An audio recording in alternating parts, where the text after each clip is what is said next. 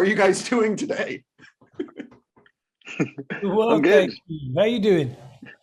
Doing excellent. I really want to start with congratulations on the movie. I have so many things I want to talk to you guys about, specifically about your great work in this. But because we have a little extra time, I always like throwing out some fun questions, sort of like a little get to know you. I promise these are softballs. They are not hard hitting. You do not have to be nervous. For all three of you, if you could get the financing to make anything you want, what would you make and why? I would make a time machine and go back to 2019 or 2020 when the rest of the world was being told about the coronavirus, and I don't know, make it a serious thing and not a political thing, so we wouldn't be where we are today.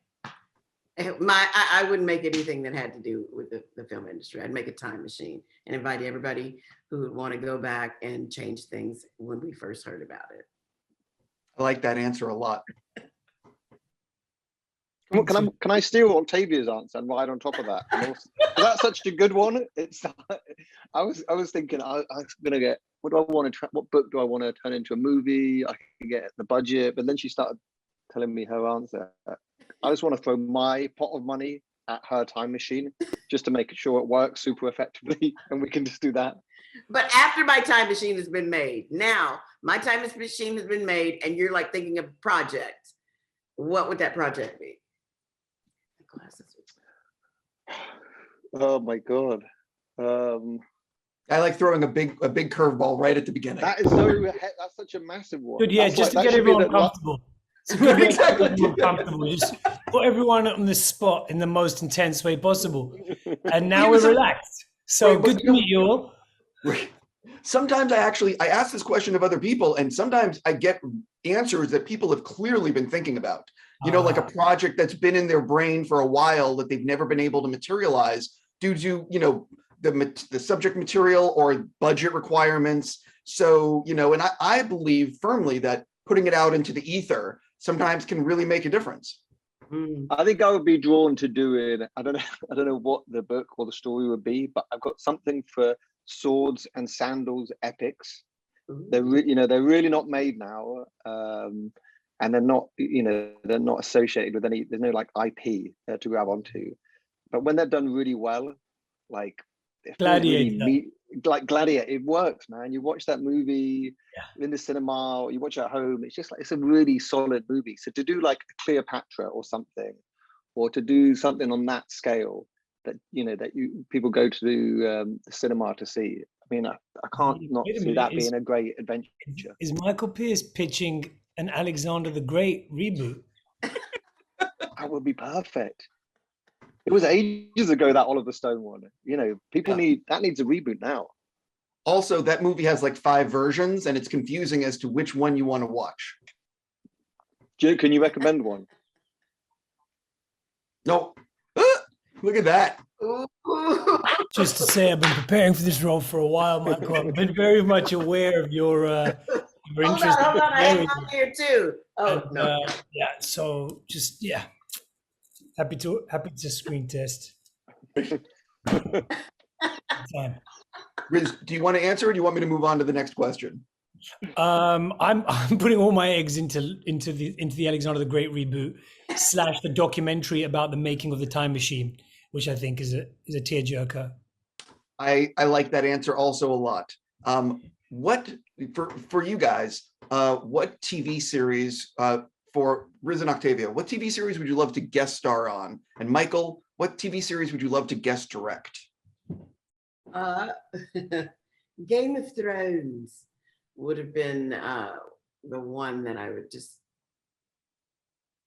love to have guested on. They're filming a prequel right now, so this again puts it out into the ether. Yeah.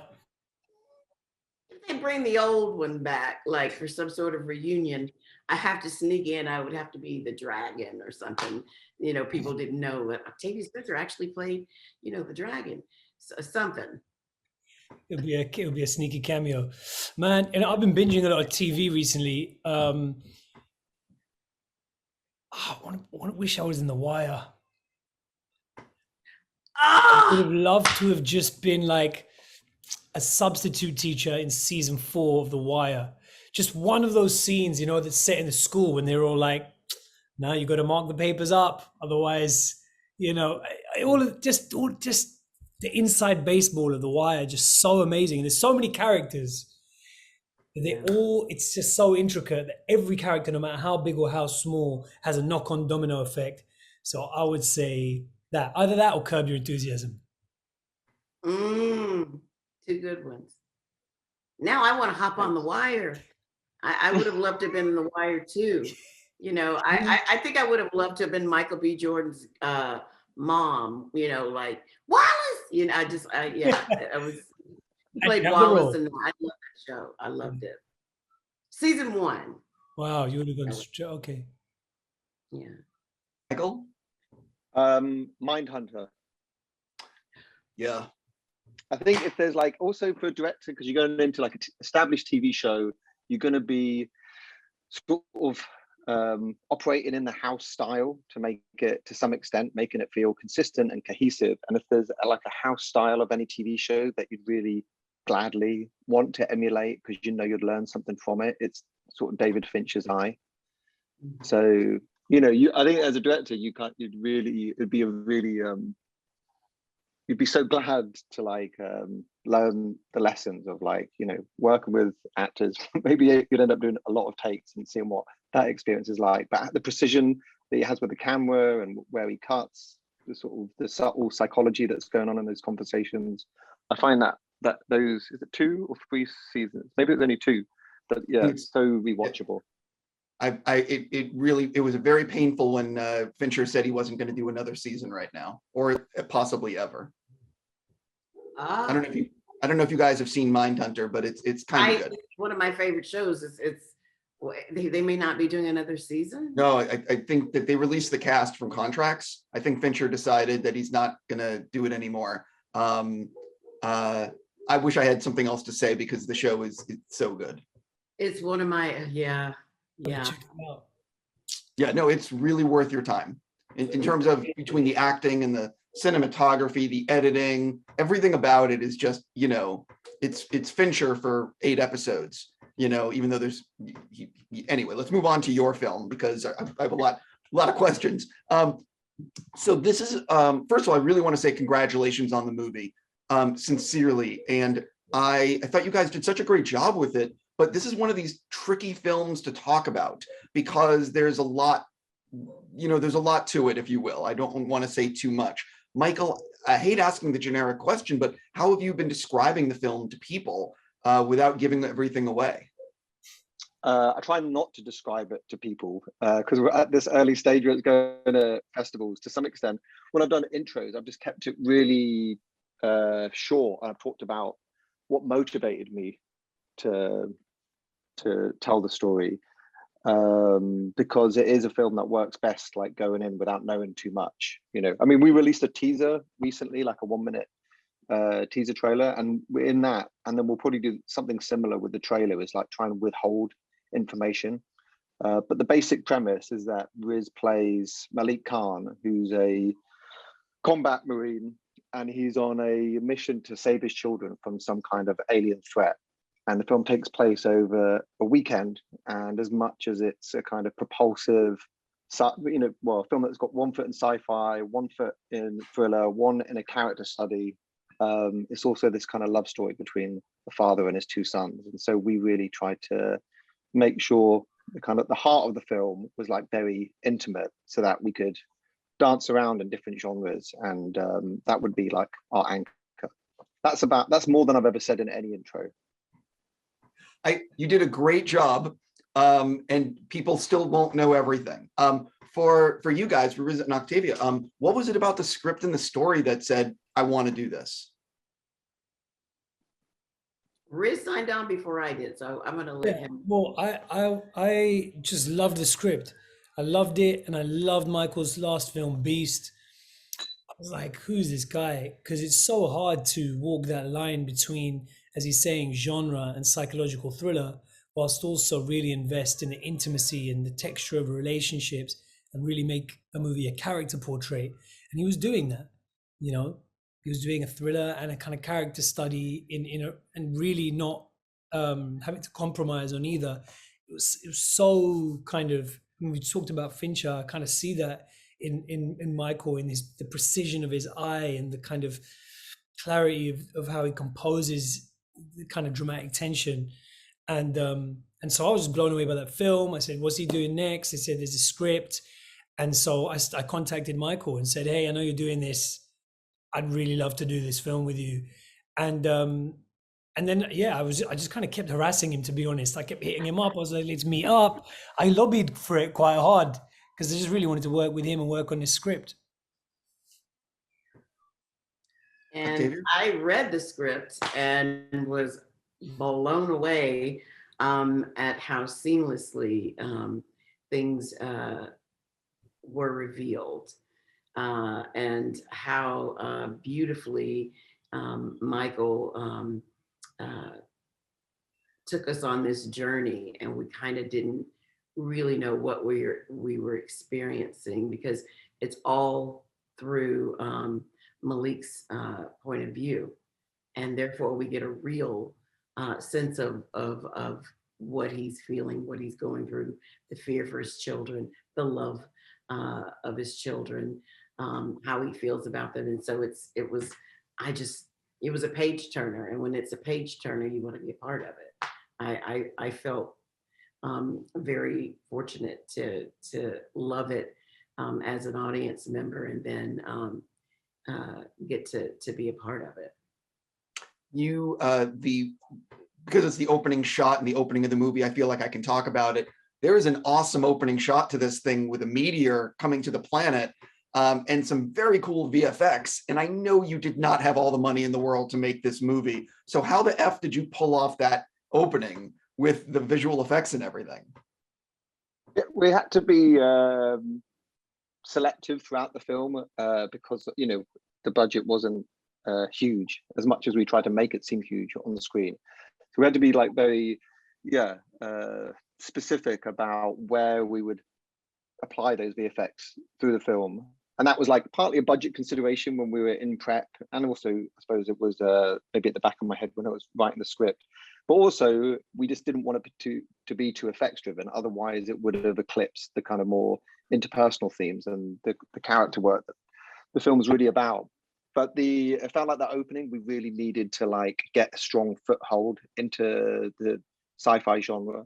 And starting out in space, I realized was such a motif within sci-fi films, whether that's 2001 or Alien, or I don't know, recent examples like Annihilation, or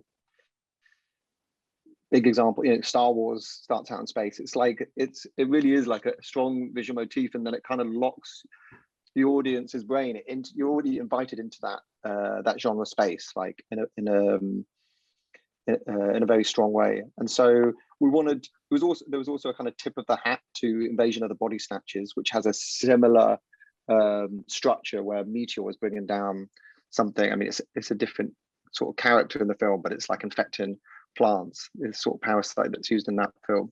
And we just worked really hard and for a long time. I mean, maybe it was like for the process of a year, the VFX team were on, and we went through many incarnations and did a lot of storyboarding and animatics to sort of see how economic we could be with the VFX shots, and really just make them sing when they were on screen.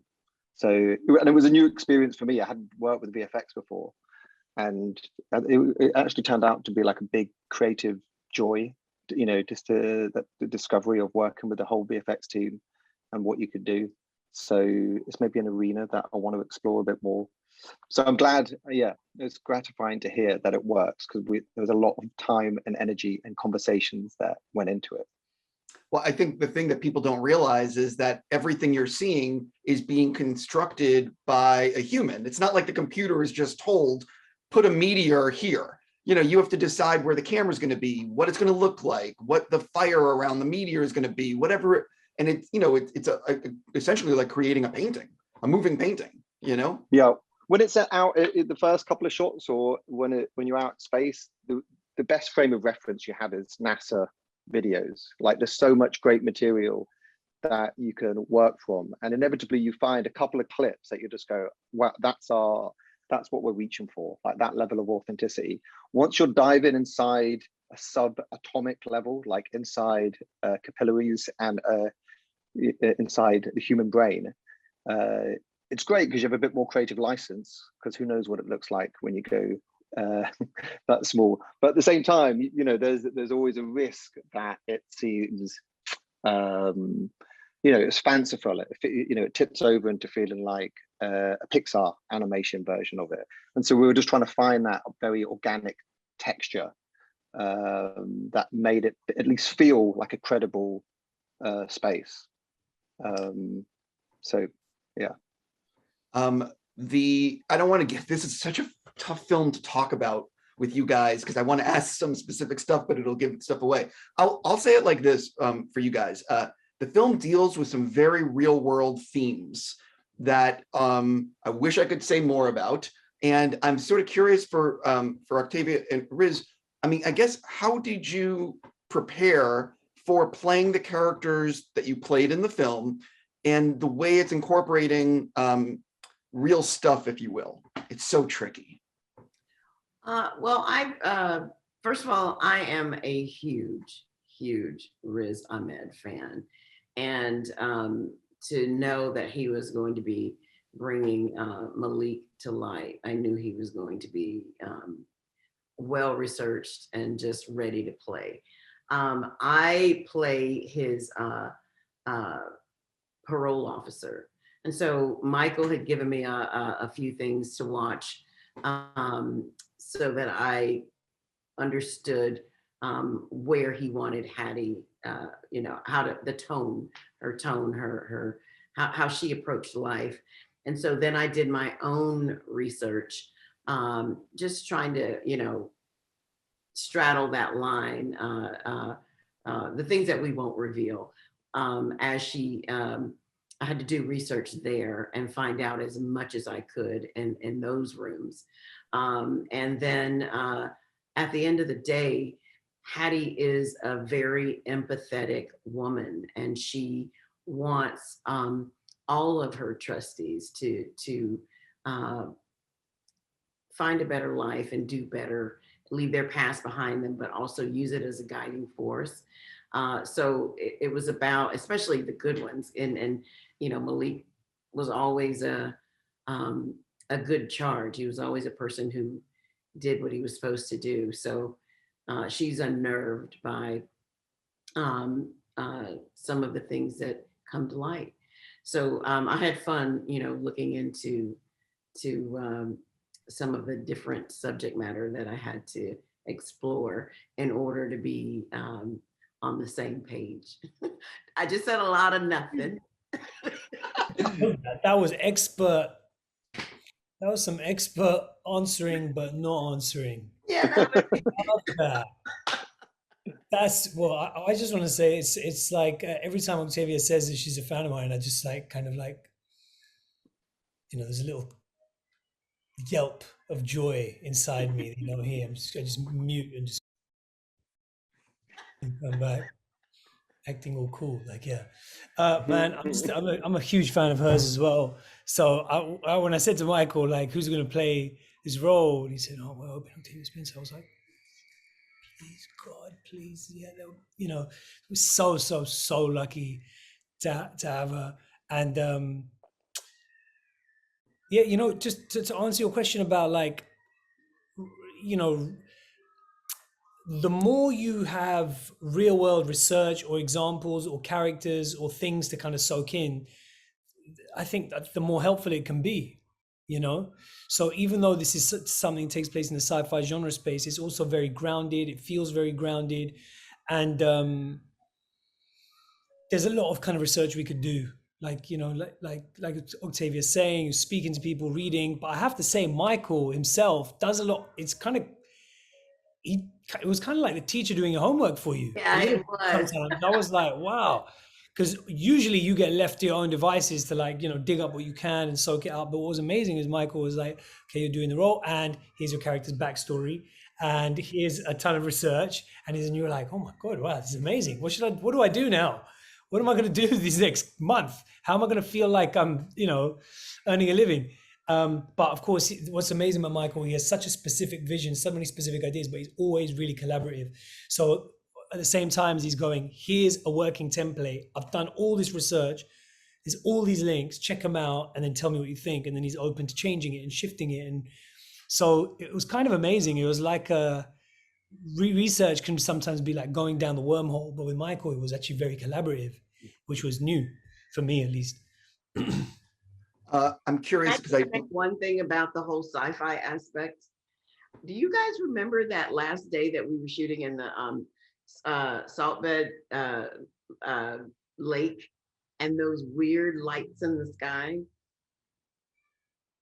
Do you remember that? Like we were all like, we were like, are they UFOs? And are they UFOs? Like, apparently, there's like a military base nearby. It was like, I think we were visited, guys. If we talk too much about this, we're gonna get assassinated.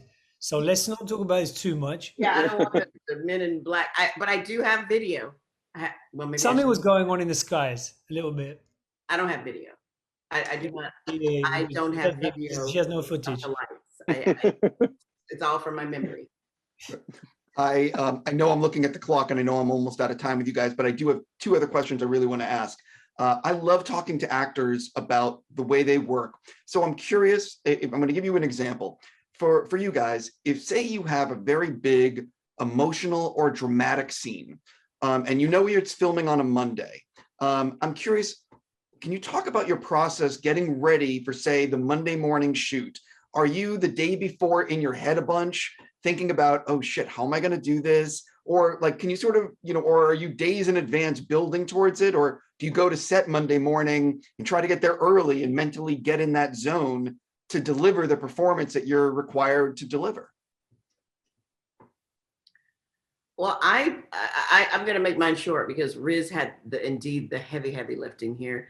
For me, it's all about the homework, and you do all the homework so that on the day you're ready to be present and in the moment. And when you have amazing actors, you are glad that you did the homework, but you really just have to exist in the circumstances and know that your preparation opposite that person. It was easy to be in scenes with Riz and the boys. But yeah, I definitely prepare and look at the backstory and create memories and all of those things so that on the day of something very emotional, I can just, be there and exist in the moment, especially when you have people running in and fixing your makeup and all of those things that can throw you out of your headspace.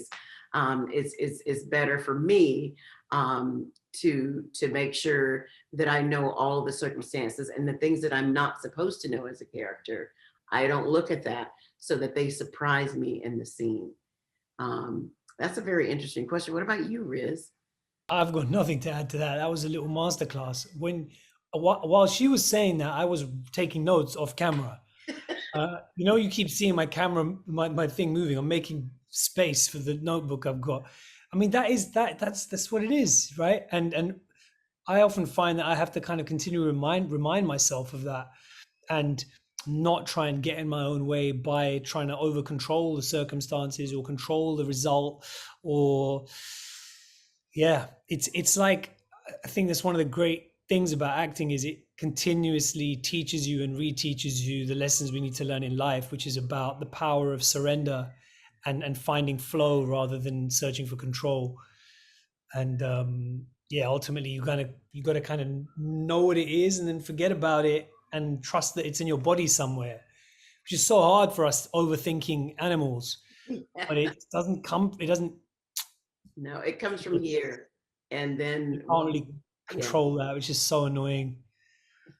So yeah, it's so interesting because I've spoken to a lot of actors about this, and some can just turn, like they can be jovial, laughing, and then all of a sudden the camera's on and they are crying. And other people I've spoken to are like, no, it's like a 3-day process for me. I need to be thinking about it. I'm breaking down how it's going to go. And it's just so interesting that there's no right way. It's just the way you do it. That's You know? it.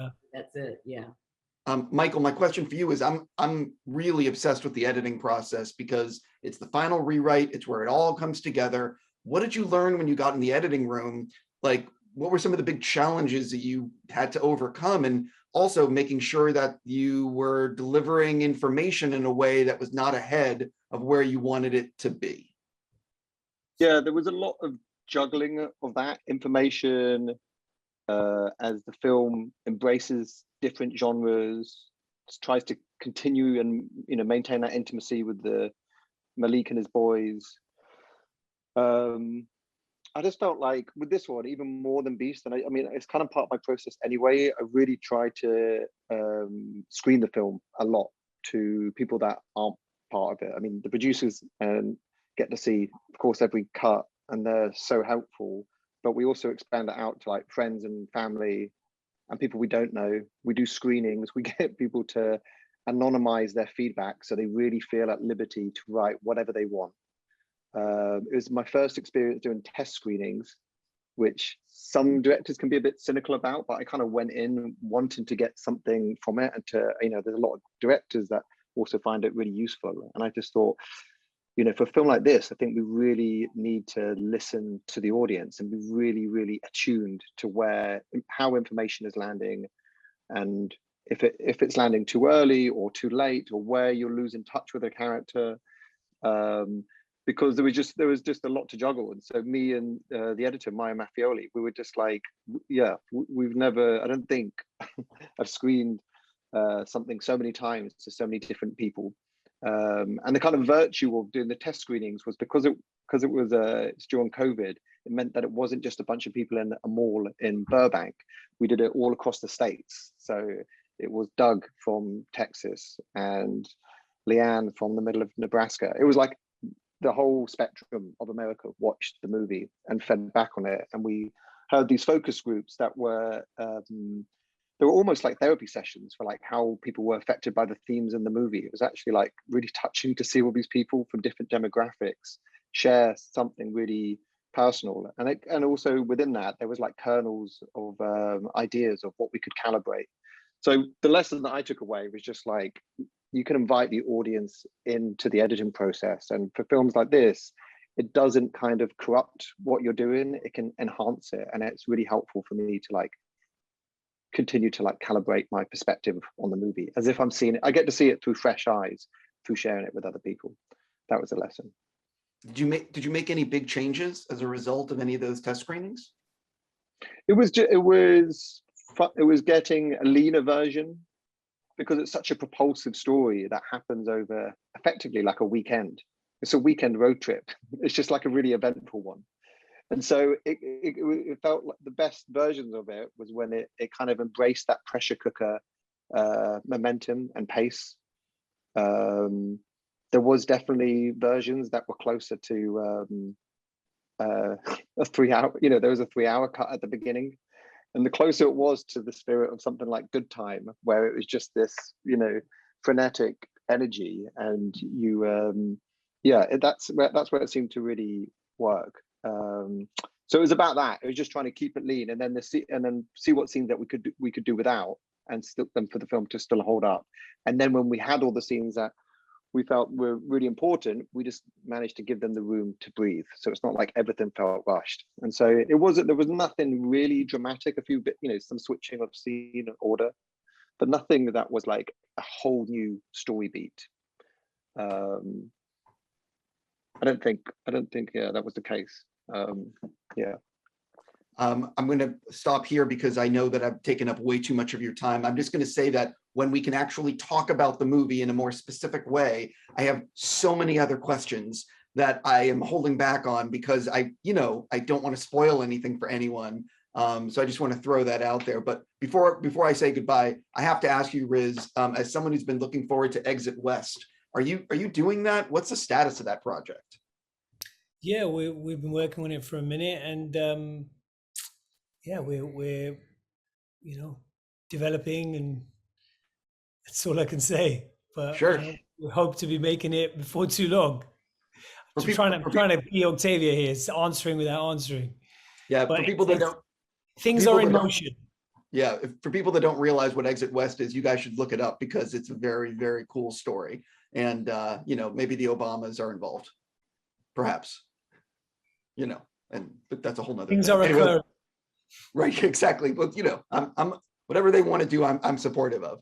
I'm just going to stop here and say that, again, congratulations on the movie. Anything I can do to help promote it on Collider, please let me know. Good luck with any other interviews you're doing today. And thank you so much for your time. Thank you so and much. I love Thanks a you. lot. Appreciate it, Steve. Much love. Thank you. Thank you. Appreciate it. Bye.